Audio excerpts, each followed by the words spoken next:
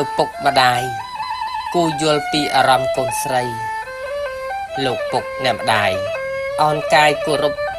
វន្តាថ្ងៃយប់ជាមលុបត្រជាក់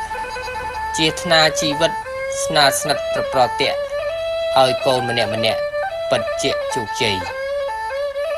តែកូនសូមយ៉ាងជាតាំងបំណងមិនមែនចំណងកំរខុសនៃបំណងពុកម្ដាយចំណាយដើម្បីចង់ឲ្យកូនស្រីមានប្តីដែលល្អខ្លាចកូនខ្សត់ខ្សោយថ្ងៃក្រោយក្រែងក្រទើបបានបន្ត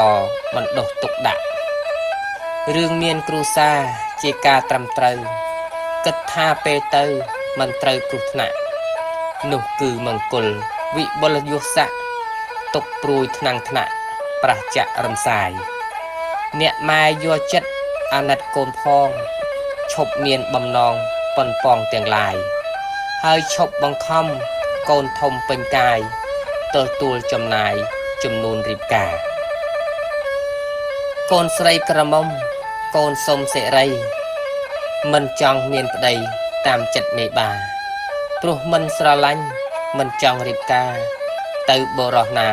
ដែលមិនពេញចិត្តទុកឱកាសកូនត្រៀមខ្លួនបន្តិច